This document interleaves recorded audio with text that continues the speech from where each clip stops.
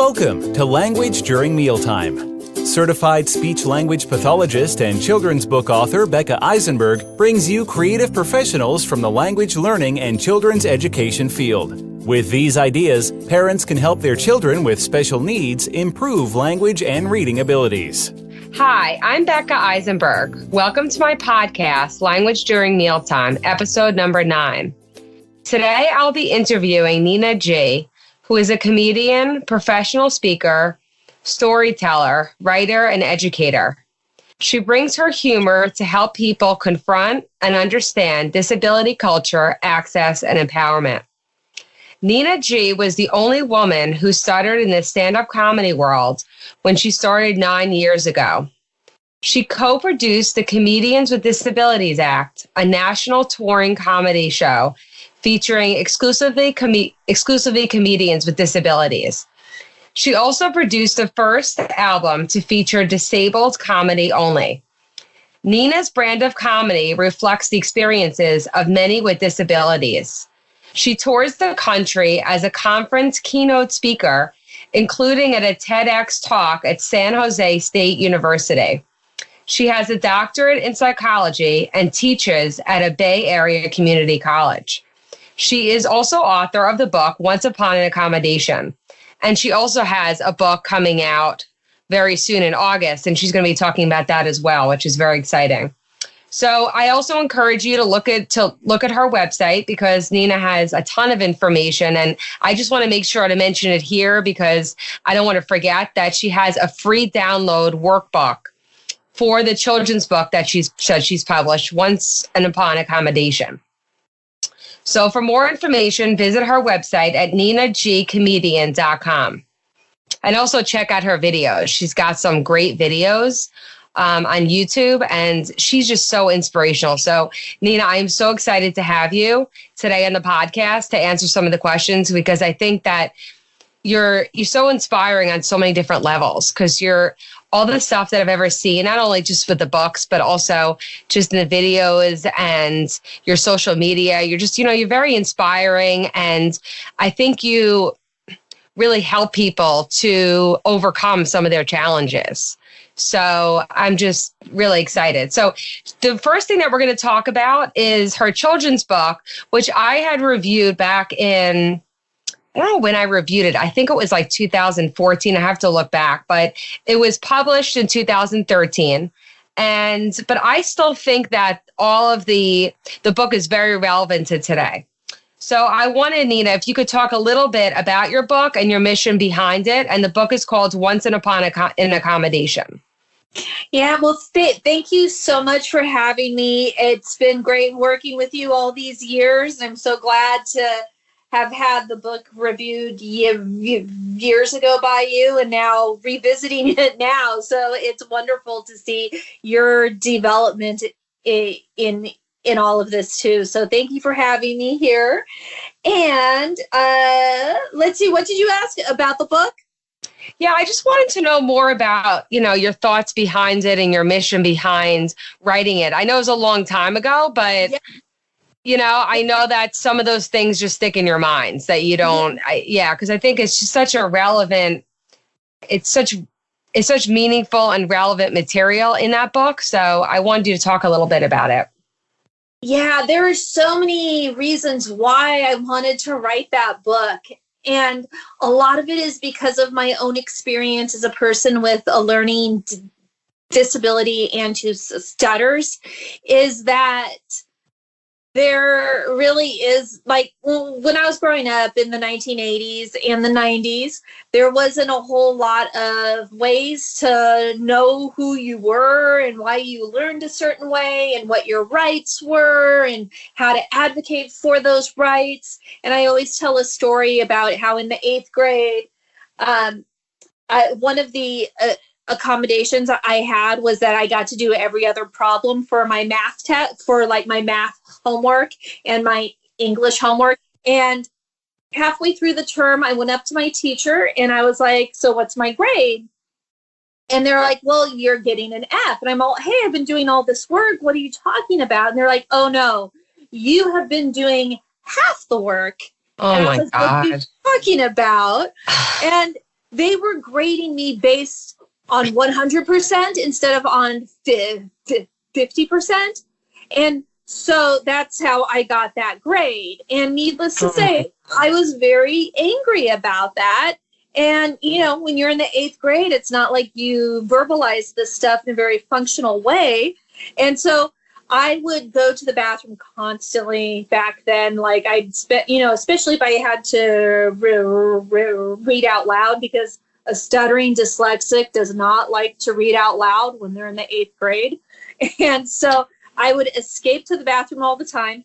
And then there was this one day when one of my cousins who was in the class with me came, and she had the teacher's coffee cup, and she was supposed to get the teacher water. And that's when it occurred to me, like, hey, why don't you put some toilet water in the coffee cup?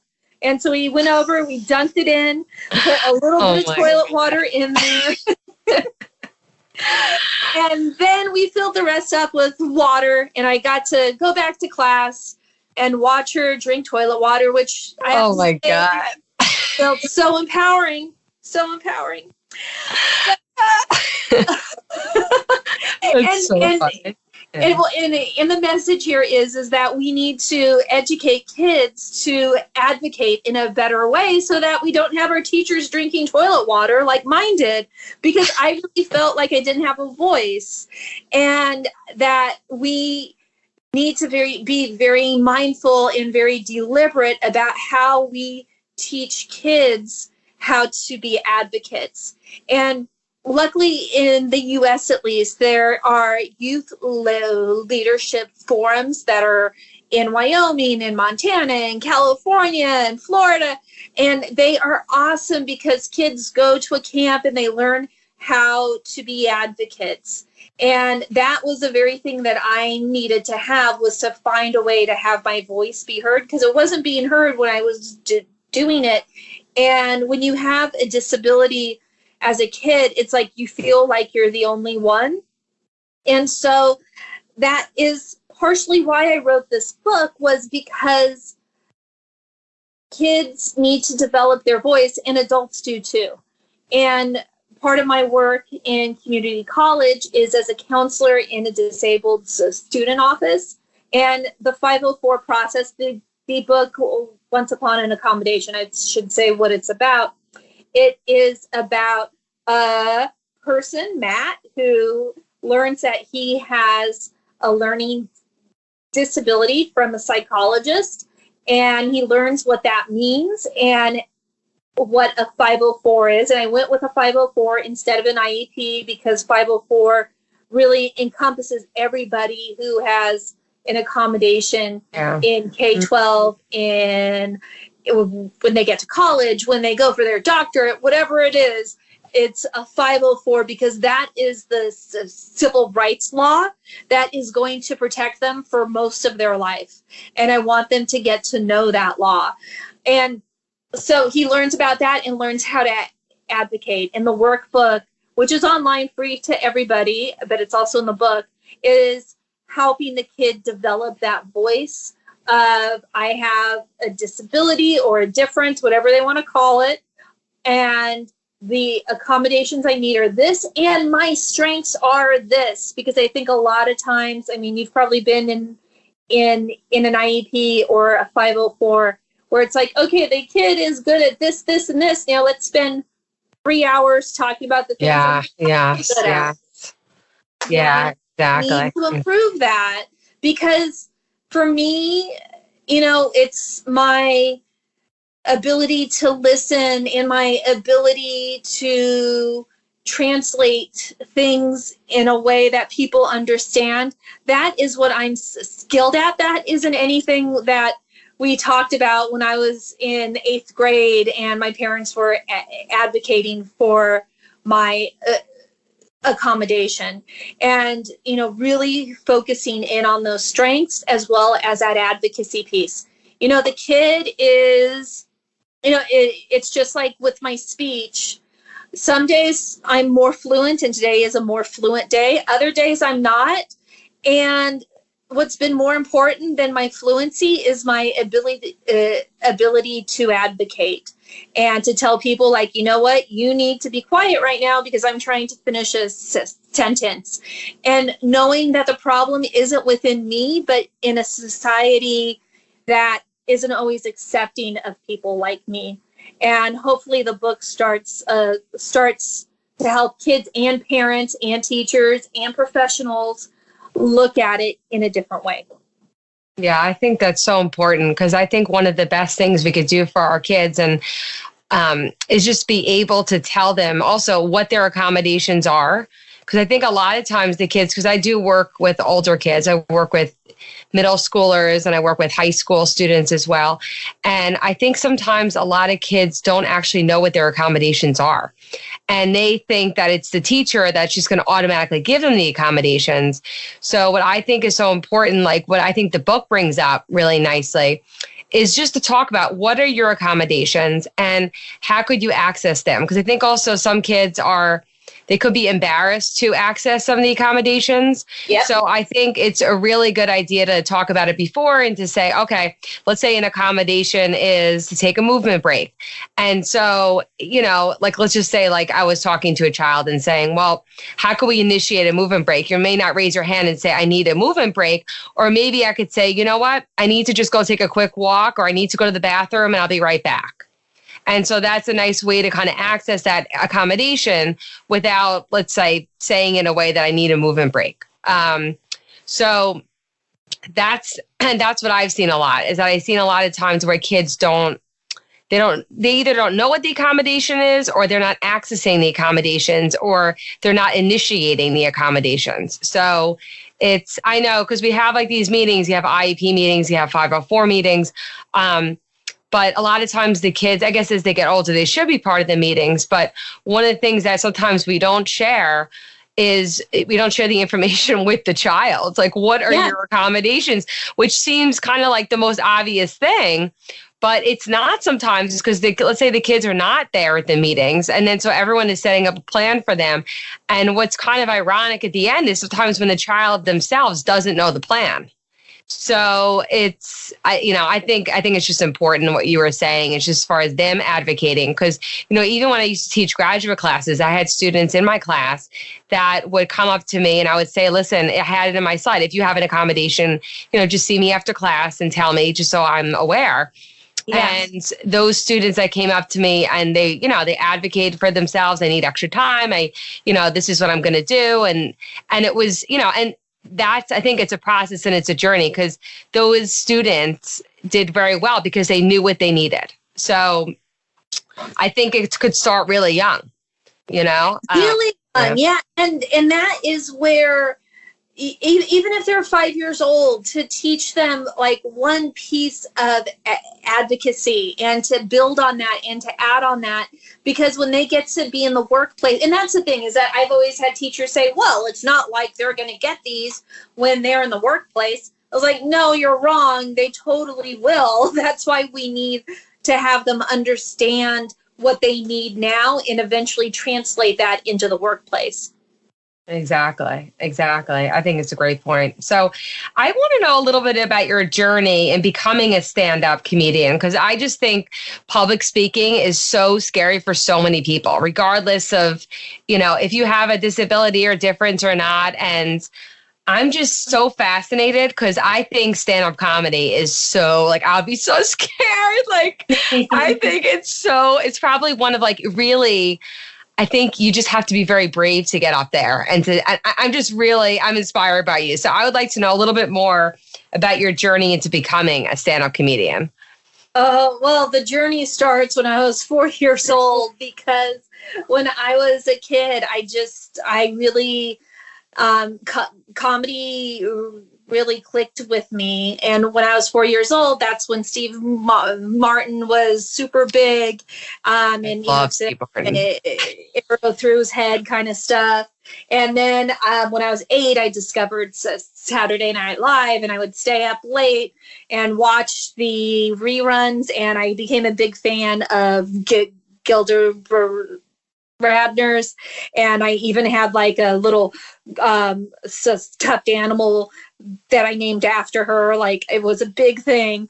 And then as I got a little bit older, and my mom and dad, they never censored what I watched on TV, and we had cable. So I got to see all kinds of comedians growing up. And my parents were also fans of comedy. Like my mom would always have these special days that she would keep me home from school because she knew it was so hard on me. And we would just play hooky and go to the movies. And one time when I was 9, she brought me to see Richard Pryor live at the Sunset Strip. And my mom now is a little bit embarrassed about that, but she's also like, he talked about life and his life back then. And I told her, I'm all like, that was probably the best drug education you could have given me, is to bring me to see that set at the matinee on a Thursday, keeping me home from school. So there were those things in my life that I just learned to love comedy. And when I was 11 years old, I decided that I wanted to be a comedian. And, I would write jokes down as I got a little bit older. When I was like 15, 16, I would call up open mics. And eventually I was like, okay, I'm going to get up on stage and I'm going to do it. But I'd never seen anybody who talked like me do stand-up comedy. And so I just never thought that it would be possible. So I eventually just let the dream die. And my love of comedy never died. Like when I was in graduate school, I wrote a paper on Lenny Bruce and Groucho Marx and their impact on their culture and things like that. So it was always in me, and I always still loved it, but but that dream of being a comedian died. But then when I was, I was 35 when I attended a conference for people who stuttered. And when I was there, it had such an impact on me. And it was at the National Stuttering Association. And what I realized there was how much space I relinquished up to other people. And, there's a thing when you stutter, people interrupt you all the time. They'll just start to fill in your word, and it gets very frustrating because they don't know what you're going to say. And then it starts getting into a guessing game. But what I realized at that conference was how I was self-interrupting, that I would hold back in a conversation because I didn't want to put my stutter onto somebody else, and how that process interrupted my wishes and my dreams, my relationships, my participation in life. And I think what really made an impact on me was seeing other women at the conference who stutter, because I think women generally, we keep ourselves kind of small and we don't take up space, especially in certain conversations where we defer to the man. And I realized how much I was deferring to everybody in conversation and not taking up that space. And so when I came back from the conference and I stepped off the plane at my home in Oakland, California, I was like, I'm going to start to reclaim that space. And I started to make changes in my life to reflect that. And one of those changes came about 6 months after the conference, where I decided that I would try stand-up comedy, and that was 9.5 years ago.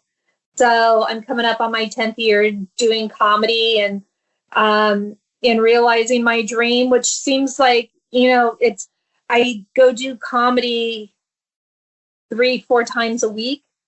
And I love it. And it's, comedy can wear on you, especially as a woman. Because there's so much sexism in a lot of comedian sets, and you have to sit through a lot of horrible jokes. And so you really have to love it. So I apparently really love it because I've been doing it for so long now. Wow. So could you give some advice to parents of children who stutter and let's say about public speaking? Just any advice that you could give to parents, like if their child is worried about public speaking and they have a stutter, what advice would you give them?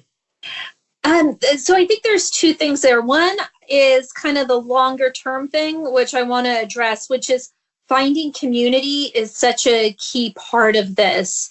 And like my parents were always super supportive, and my dad is hard of hearing. So I kind of feel like I got to learn how to be disabled from my dad, even though we didn't have the same thing. There was still that same experience. And for example, my dad, when he coached me on my 7th grade girls softball team, he announced to all the girls on the first day, he's all, listen, I'm deaf and you're just going to have to speak up when you talk to me. And I remember being horrified that he would be talking about that in front of girls and then, in front of this team.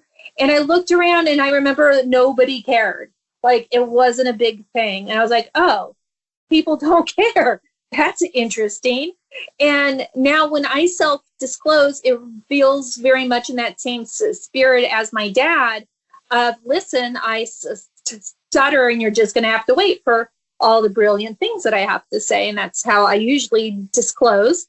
And so teaching your kid to not be ashamed and helping them to find community too, because community for me has been the key thing. People who stutter, we're only 1% of the population, and people who have dyslexia, we are 1 in 5. So even though there's a lot more of us that have dyslexia, it's not like we have a community or like a coffee shop or something like that of people who have dyslexia, which would be really cool if there was, but there's not. And so we don't have those opportunities to have those conversations of like, if you stutter, what's it like to order at a drive-through and the anxiety that causes, and what's it like to talk on the phone, and what's it like to use Siri and have it mess up on you because you stutter on the thing you say. And then there are conferences for kids who stutter. There's Friends, which is a once-a-year conference, but then they also have local events too. There's also Twist, which is part of the National Stuttering Association. There's also Say, which mixes drama and theater into self-expression for kids who stutter. So there's lots of ways for kids to find someone who is like them. And what's super cool is that they can see an adult who's like them, who isn't fluent, who is stuttering the heck out of words. And that's okay, because for me, the people who are always held up as the high esteem people who stutter were ones who you didn't always see stutter in public. And it kind of gives a message like, well, you can do whatever you want to do, just make sure you're fluent. And we need to show kids that that isn't true and that they can do those things. Now, in terms of giving a speech, there are some key things that I feel as a person who stutters that I like to do. And one is I disclose at the onset, like I said, I stutter and you're just going to have to wait for all the brilliant things that I have to say. I say that on job interviews. I say that when I am a participant in a group. And it's my way of not downgrading it and not saying, oh, so sorry, I talk like this. Instead, it is, I know that my ideas are worthy to contribute, and you need to shut up and let me talk. So there are those two components there. And so I think it's very helpful to find your way to disclose. And if they are going to give a speech, if they give a speech on how to talk to a person who stutters, that is amazing. And they will get an A on that, because that's going to be a very insightful speech. and will help them to understand what that process is, but also to educate everybody too. And I think the other part of it is to give a speech on something that you love, because you're more motivated to work on it and to really express yourself in the ways that are going to be helpful, and they're going to be authentic to what you're trying to convey. Yeah, I think that's all the stuff you've mentioned. I mean, your parents being so supportive, finding community, for the kids as well as the parents. And is there any other advice that you would have, let's say, for a parent of like a younger child who stutters, that just any sort of, advice that you have of that you think is, you've already shared so much advice, but anything else that you would share for parents kind of going through, all the different options for their child? As you said that, the thing that really stuck out to me was having parents, and this almost like chokes me up, and I don't know why, but having parents educate other family members, because family members don't always understand it. And sometimes you need to put, like Uncle Philip in line, because they are telling the kid to just slow down and think about what they're going to say. And if you can say, Uncle Philip, that doesn't really work. And in fact, they know what they're going to say. Yeah. And you just need to shut up and let them say it. And you see somebody, the most powerful things for me have been when, and let me share this story, even though it's more on dyslexia. But when I was in the third grade, and I was just diagnosed with a learning disability, my teachers, didn't think I would do very much, and they resented that they had to do things in a different way with me. And my mom, what she did was she got a letter from UC Berkeley, which was our local college. And that's also a place where the disability rights movement was very, very big there. And she got a letter from the college saying, if there is a student with a learning disability, these are the kinds of accommodations that they would be expected to have when they went to school here. And things like books on tape, which now it's on the computer, but back then it was on tape, and extra time on tests and blah, blah, blah, blah. And my mom brought that letter to my third grade teacher and was like, look at this. You think she's not going to be able to do very much, but she could go to UC Berkeley if she wanted to. And the teacher was like, yeah, right. Good luck with that. We're not going to give your kid less homework, even though it takes her 3 hours and she's 8 years old. She has to do everything that everyone else does.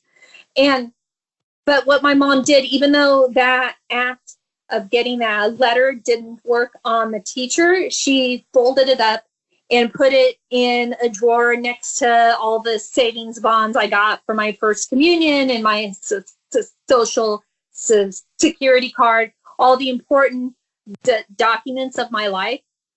And she had it there for years and years and years. And every once in a while, I would look at it.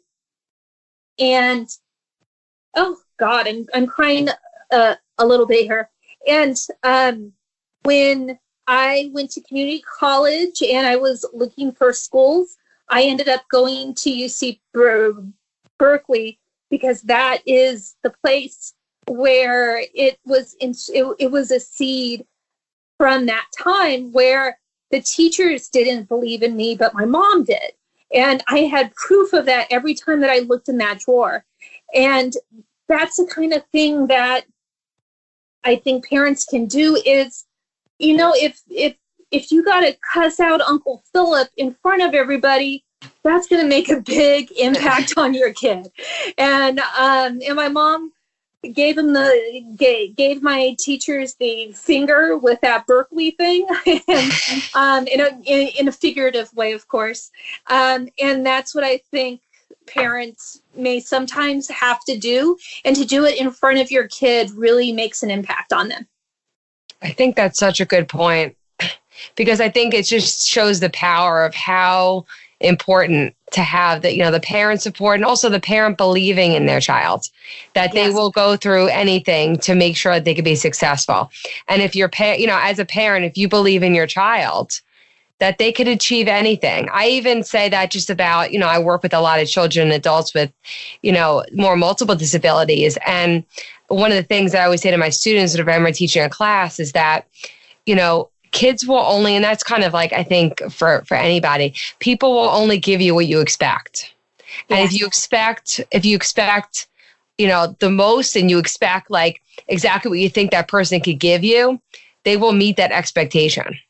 And if you empower them and you believe in them, they're going to give that back to you, and they're going to show you what they could do.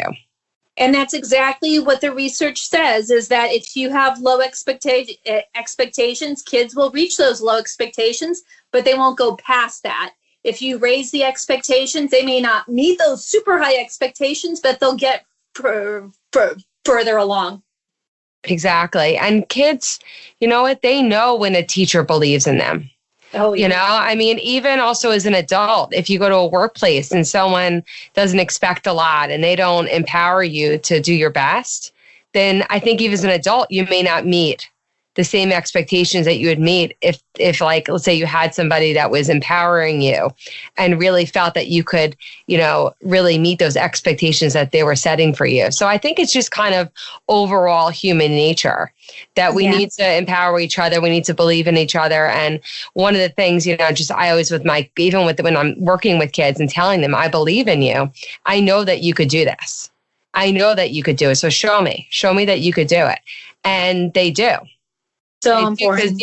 So it's just such an important thing. And I think it's just important, not just in therapy or in schools. I just think life itself, it's so important, I can't say that enough, because I pretty much repeat that anytime I'm teaching. And even during, let's say, IEP meetings, I'll even talk about that as well, about how much if we, this is what, I tell the kids, like, I know that they could do it. I know they can, they could communicate with me and whatever the goals that I have for them. And they do, because they know that I believe in them. So it's such a powerful message. So that kind of leads me into my next question, which I'm really excited to hear about your new book coming out in August. And I'd love for you to talk about that, because I think all the stuff that you've talked about kind of leads up to this amazing book that is going to be released in August. Yes, August 6th is my memoir, which comes out, which is called Stutterer, Interrupted, the comedian who almost didn't happen. And you kind of already had the thesis here, which is that the interruptions from other people, as much as those suck, the self-imposed interruptions that I've had on myself and having to unlearn those are really what's been more of a barrier. And I think a lot of times people think the disability is the barrier. And I don't feel that I've overcome stuttering. I don't feel that I've overcome learning disabilities. What I have overcome are the jerks that I've had in my life, and the continued jerks that I have in my life who say and do things that are sometimes meant to put me down, or just insensitive, or the things that I have internalized. And as much as you work on yourself, there's things that you have internalized, they come up and you just don't know when they're going to come up. So it's good to understand those, because when those ghosts come back to haunt you, you're better able to address them. That's great. And I love when you were talking about that word self-interrupted. And I think that you kind of like stopped yourself. Do you think that's a term just for stuttering, or do you feel like that could also be a term used for other people who may not they know what they want to communicate, but they kind of stop themselves because of whatever reason it is that they don't want to share something? Because I think that's such a good term that you used. Yeah, I mean, I think for people who stutter, it is acted out every single day when we go to Starbucks and you say your name and they laugh at you or they make fun of you or they do something. Like for us, that interruption part is always kind of on the table. But I think for everybody, there are times when we've interrupted ourselves. And I think women especially, sometimes we hold back. It's a matter of a lot of times when I'm in a group of young women, I will hear a young woman say, "Oh, I really, well, what this other person said, yes, I do understand where they're coming from, but I would also add this as well." We always have to build on somebody else instead of just coming out with our own opinions. And I know that that's changing, but I still think that there are ways that women are socialized to self-interrupt, and men are too. Like, I'm not gonna say that this is only a female issue. I think there's a lot of ways that people have told us that we have to act and we have to do things in a certain way, and those things interrupt us in our self-expression and in the things that we do in the world and some of the developmental steps that we may want to take in life changes that feel right to us, but we may not fully carry out. And a lot of that is because there's this one thing that we have, whether it's a stutter or dyslexia or autism or whatever it is, that might be the thing that kind of puts a wedge in it because of how we look at that thing. But if we can reframe what that thing is, and for example, there's a theory, and you probably know it being a speech and language therapist. It's from Joseph Sheehan, who said that stuttering is like an iceberg, because what you see at the very tip of the iceberg is the stutter, but then underneath that is shame and doubt and fear and isolation, which as a person who stutters, those things have always been something that I've had to deal with.